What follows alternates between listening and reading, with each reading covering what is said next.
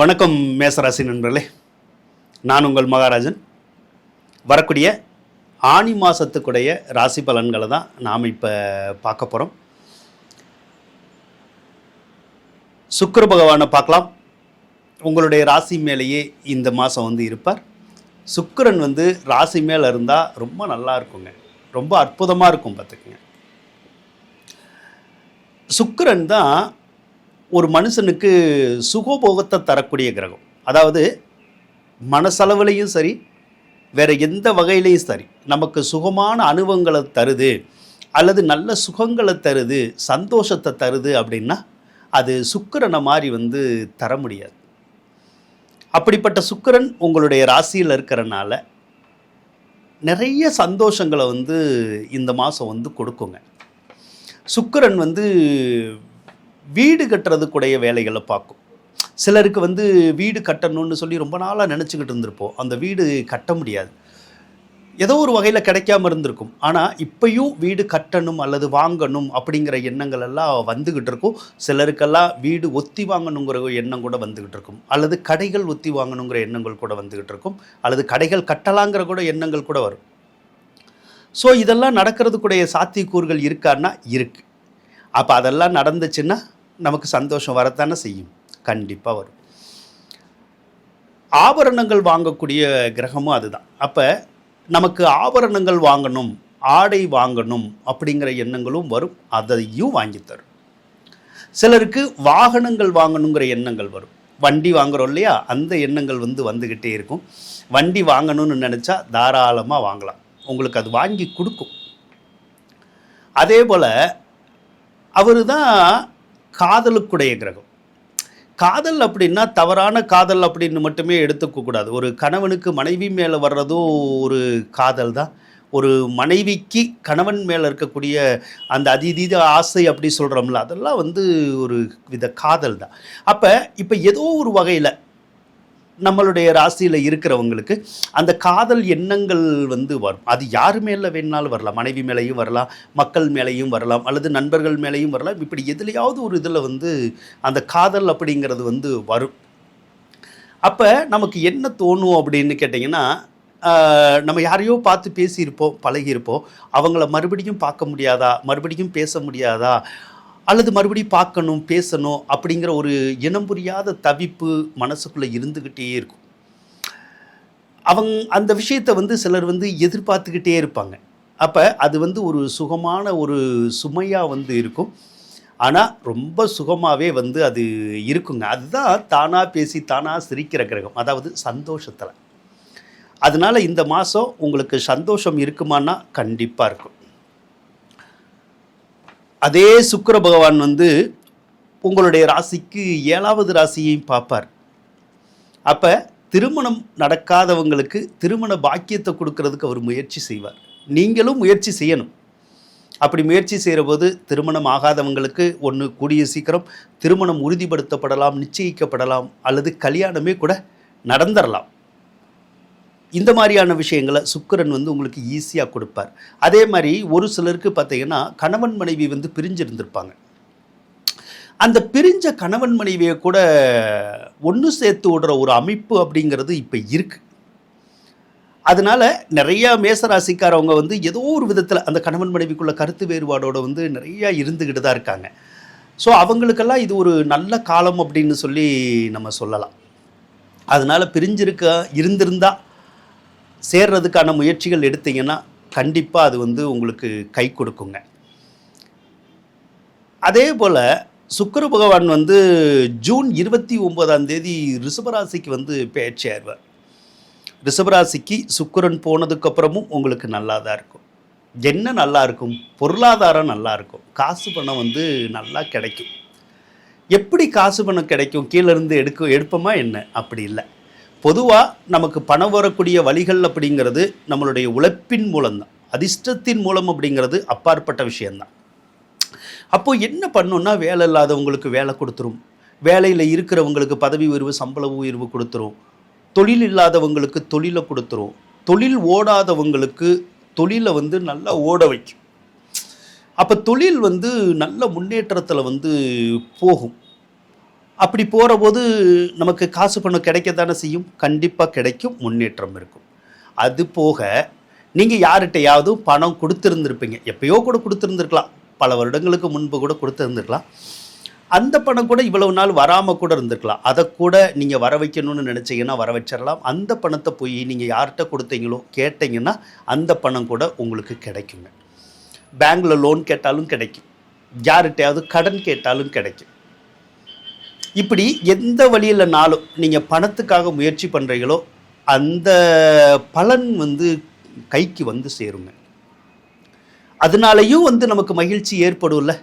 அதே மாதிரி ஒரு சிலர்லாம் நிறைய கடன் காட்சியில் கஷ்டப்பட்டுக்கிட்டு இருப்பாங்க. அந்த கடன் காட்சியில் கஷ்டப்பட்டுக்கிட்டு இருக்கவங்க கடன் அடைக்கிறதுக்கான சூழ்நிலைகளை கொடுக்கும். வட்டி கொடுக்க முடியலன்னா வட்டி கொடுக்க வைக்கும். அதே மாதிரி சிலரெல்லாம் அந்த வாங்கின முதல் பணத்தவே கொடுக்குற மாதிரியான ஒரு சூழ்நிலைகள்லாம் உருவாகும். ஸோ கொடுக்கணும்னு நினச்சா நம்ம கொடுத்துடலாம். அதன் மூலமாக கடன் பிரச்சனையிலேயும் இருந்து விடுபடக்கூடிய ஒரு யோகம் நமக்கு இந்த மாதம் இருக்குங்க. இதெல்லாம் சந்தோஷம் தானே? கண்டிப்பாக சந்தோஷம்தான். அடுத்து செலவுகள் அப்படிங்கிறது வருமா அப்படின்னு கேட்டால் வரும். ஏன்னா குரு பகவான் உங்களுடைய ராசிக்கு விரையாதிபதி தானே, செலவுகளை கொடுக்கக்கூடியவர் தான். அவர் 3வது ராசியில் தான் இருக்கார். ஆனால் 3வது ராசியில் அவர் இருந்தால் பணமும் நமக்கு கிடைக்கும்.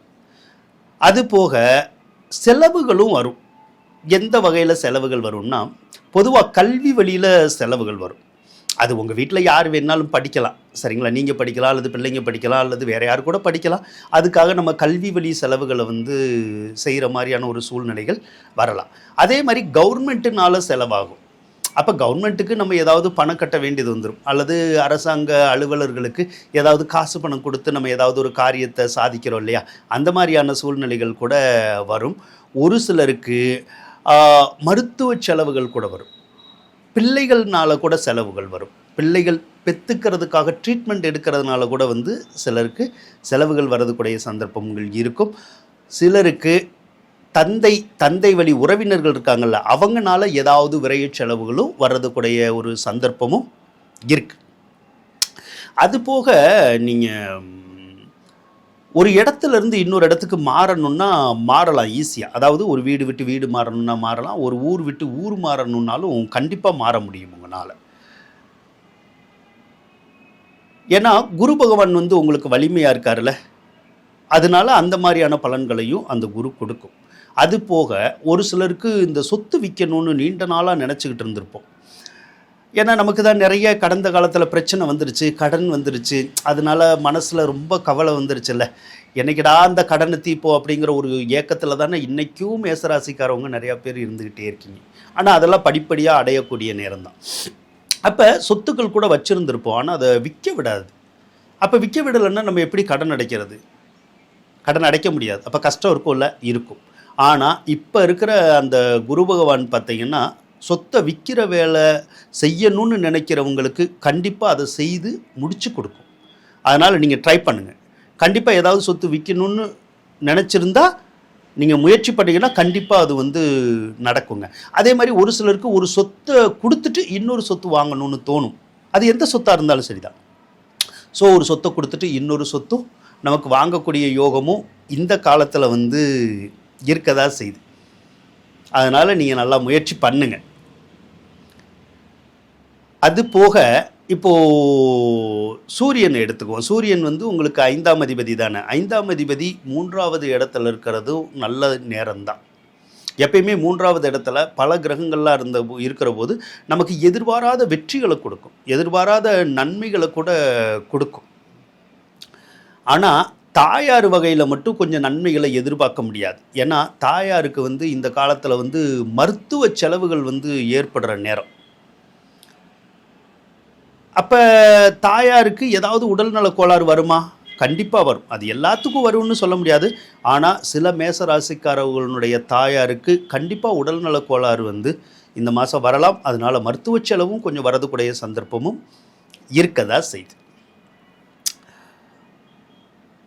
செவ்வாய் பகவானை எடுத்துக்கிட்டோம்னா உங்களுக்கு அஷ்டமாதிபதி தான். பொதுவாக அஷ்டமாதிபதி நீச்சம் ஆகக்கூடாது. இவ்வளோ நாள் நீச்சமாக தான் இருந்தார்.